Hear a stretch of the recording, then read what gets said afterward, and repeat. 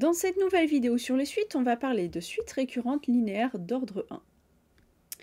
Alors, commençons par la définition. Soyons au clair avec ce dont on parle. On appelle suites récurrentes linéaires d'ordre 1 les suites réelles qui sont définies par la relation de récurrence, c'est pour ça qu'on appelle ça des suites récurrentes. Alors, quelle relation de récurrence? Eh bien, on veut qu'elle soit linéaire et d'ordre 1. D'ordre 1, ça veut dire que je veux relier un terme avec son suivant ou avec son précédent. Et puis linéaire, ça veut dire que je ne vais pas avoir de carré, je ne vais pas avoir de produit de termes entre eux, simplement j'ai le droit de multiplier par un nombre et le droit de rajouter un nombre. Donc la relation de récurrence, c'est simplement un plus 1, c'est égal à a fois un, a étant un nombre, plus b, b est aussi un nombre. Donc a et b sont deux nombres réels, et simplement on va prendre a qui est différent de 0. Parce qu'en même temps, si a est égal à 0, ça veut dire que un plus 1 c'est égal à b. Bon, on a une suite qui est constante, pas beaucoup d'intérêt.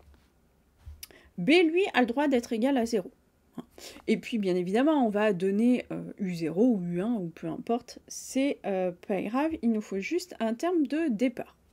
Bon, notons tout de suite que si on prend, allez, A qui est égal à 1, si je prends A qui est égal à 1, en fait, j'ai un plus 1 qui est égal à 1 fois un, c'est-à-dire un plus b. Oui, mais un plus 1 qui est égal à un plus b, on connaît. Ça, c'est une suite arithmétique. Si maintenant je prends b qui est égal à 0, on a dit qu'on a le droit. Si b est égal à 0, j'ai un plus 1 qui est égal à un. Oui, mais ça aussi on connaît. C'est une suite géométrique.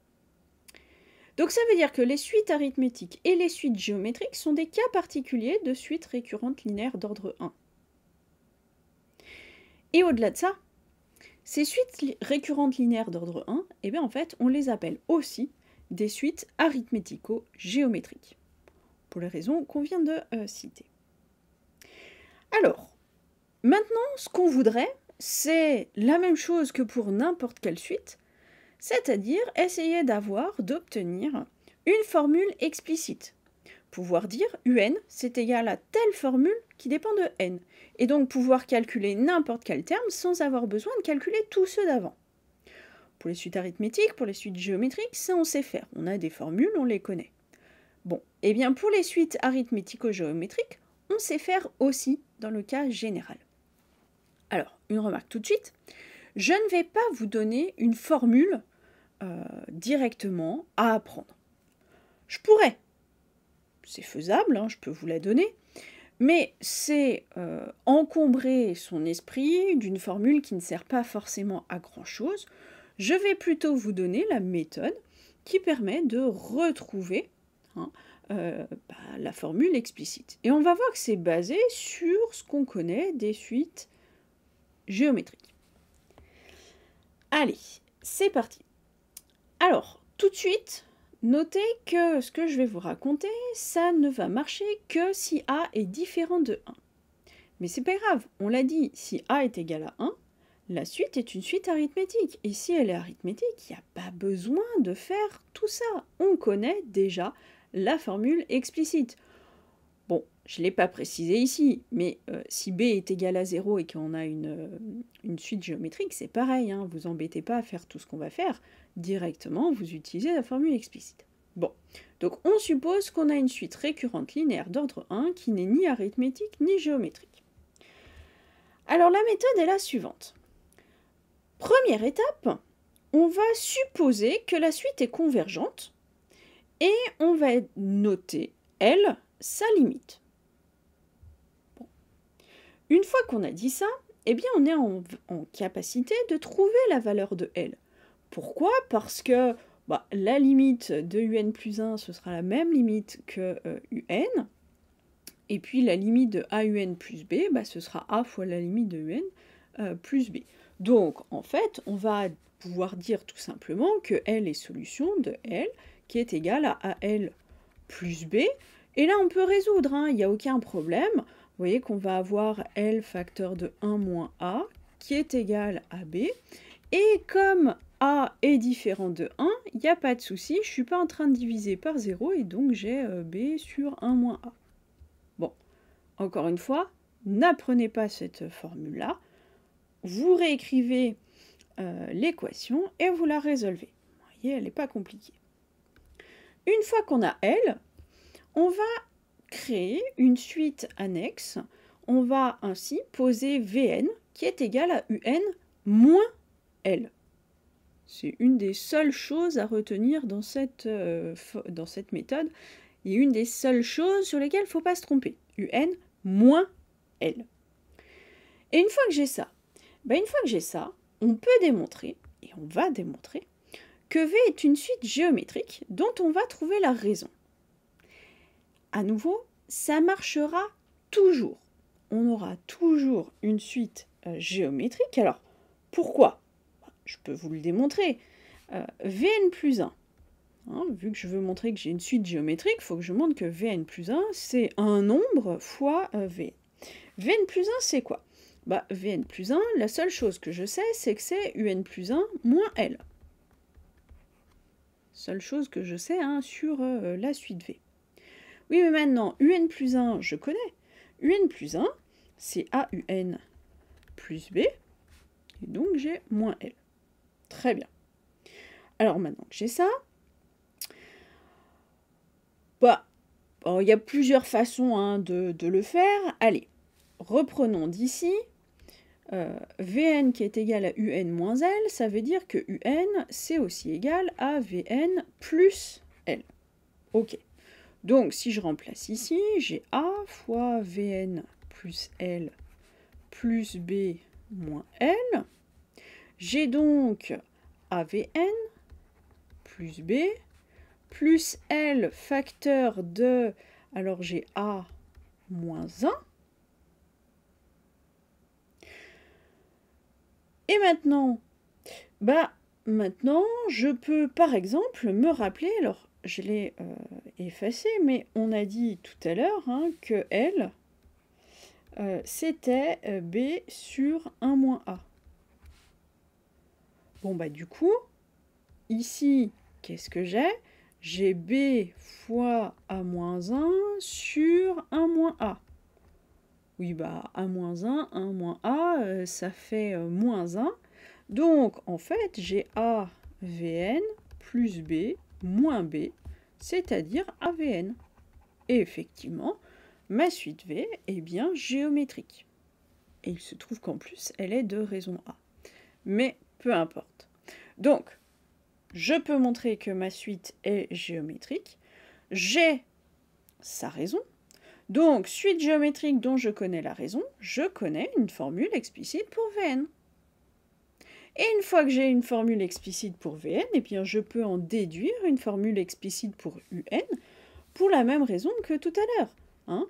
Vn est égal à Un moins L, ça veut dire que Un, c'est égal à Vn plus L. Et donc, si j'ai une formule explicite pour Vn, je remplace là-dedans et j'obtiens bien une formule explicite pour Vn.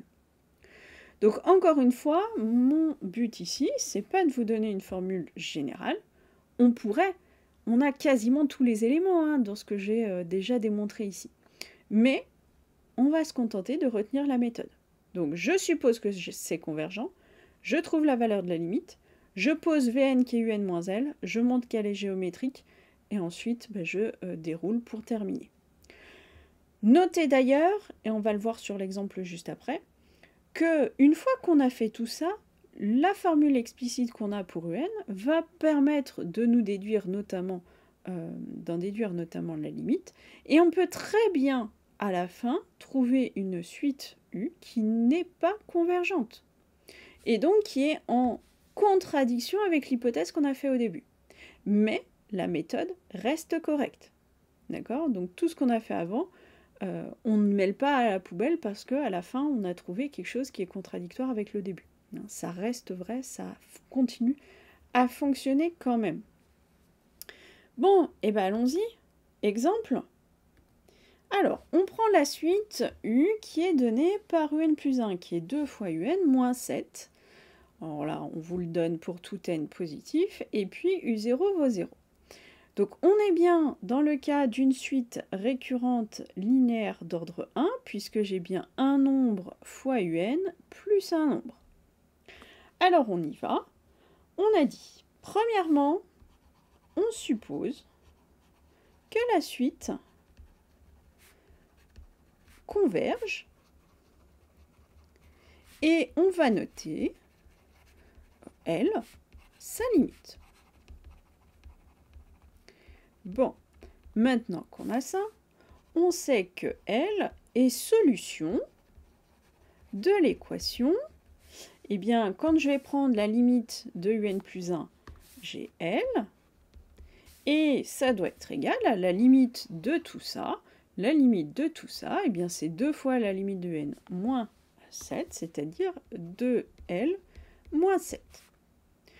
Maintenant, je vais résoudre mon équation. Donc, j'ai... Alors, là, on peut soit mettre les L ici, et puis on voit qu'on va avoir L moins 2L, ça va faire moins L, et puis il faudra simplifier. Ou alors, je mets mes L à droite, et à ce moment-là, j'ai quoi? Alors, je fais passer le moins 7 de l'autre côté, donc j'ai 7 qui est égal à 2L moins L, ce qui fait L. Donc, L est égal à 7. Étape suivante, on pose Vn qui est égal à Un moins L, donc moins 7 ici. Maintenant, je vais démontrer que ma suite V est une suite géométrique. Alors pour ça, eh bien j'y vais, je pose Vn plus 1. Alors Vn plus 1, c'est quoi? La seule chose que je connais sur V, c'est cette formule-là. Donc Vn plus 1, c'est Un plus 1 moins 7. Maintenant, la seule chose que je connais sur Un plus 1, c'est ma formule de récurrence. Donc j'ai pas le choix, je remplace, c'est 2Un moins 7 moins 7. Ça me fait 2Un moins 14. Bon, et puis j'oublie pas mon objectif final. Mon objectif final, c'est de démontrer que la suite V est géométrique, c'est-à-dire de démontrer qu'au bout d'un certain nombre de calculs, j'ai Vn plus 1 qui est égal à un nombre fois Vn. Et, à nouveau, on n'oublie pas, Vn c'est quoi? C'est Un moins 7. Donc je dois pouvoir mettre un nombre en facteur, facteur de Un moins 7. Et vous voyez que notamment, quand je vais développer le nombre, je vais le multiplier par Un. Donc le truc à mettre en facteur, ce sera toujours le machin qu'on a devant le Un. Donc, si je reprends mon calcul, qu'est-ce que j'ai devant le Un? J'ai un 2. Donc je vais mettre le 2 en facteur, j'ai Un. Et j'ai 2 fois quoi qui fait moins 14? Moins 7. Donc j'ai pas le choix. Et, là, miracle, vous voyez que Un-7, c'est exactement le Vn. C'est pas du tout un miracle, on l'a démontré tout à l'heure. Ça doit toujours fonctionner. Donc on le fait, on vérifie que ça marche bien, et si ça marche pas, c'est qu'il y a une erreur quelque part dans vos calculs. Bon, ça c'est 2 fois Vn. Donc maintenant, eh bien, on a démontré que V est une suite géométrique de raison 2. Alors, on va pouvoir calculer aussi son premier terme. Alors, V0, V0 c'est U0 moins 7. U0 c'était 0, donc j'ai moins 7. Donc, je vais pouvoir utiliser la formule générale, la formule explicite des suites géométriques. Donc, je sais que Vn, c'est égal à V0, c'est-à-dire moins 7, fois ma raison qui est 2, puissance n. Et ça, quel que soit n dans grand N. Et maintenant, je sais que Vn, c'est Un moins 7. Donc, ça veut dire que j'ai Un qui est égal à Vn plus 7. Donc, j'ai Un qui est égal à, je reprends ma formule de Vn, moins 7 fois 2 puissance n, plus 7. Bon, et puis je vais pouvoir mettre par exemple mon 7 en facteur. Hop, 7 facteur de, allez, on va dire 1 moins 2 puissance n. et ça, quel que soit n dans grand N. Et là, j'ai ma formule explicite pour un. Et si par exemple, je veux calculer la limite, eh bien maintenant, il n'y a plus de problème. Limite de un, lorsque n tend vers plus l'infini, eh bien c'est la limite de 7 fois 1 moins 2 puissance n, lorsque n tend vers plus l'infini. Qu'est-ce qu'on a? Eh bien, lorsque n tend vers plus l'infini, le 2 puissance n va tendre vers plus l'infini, donc moins 2 puissance n va tendre vers moins l'infini. 1 moins 2 puissance n va tendre vers moins l'infini. Je multiplie par 7 qui est positif, ça ne change rien. La limite, c'est moins l'infini. Et donc, vous voyez en exemple, hein, la remarque que j'ai faite tout à l'heure, je viens de conclure que ma suite n'est pas convergente, ce qui est en contradiction avec le début, mais il n'empêche que la formule que j'ai trouvée reste vraie. Voilà qui conclut cette vidéo.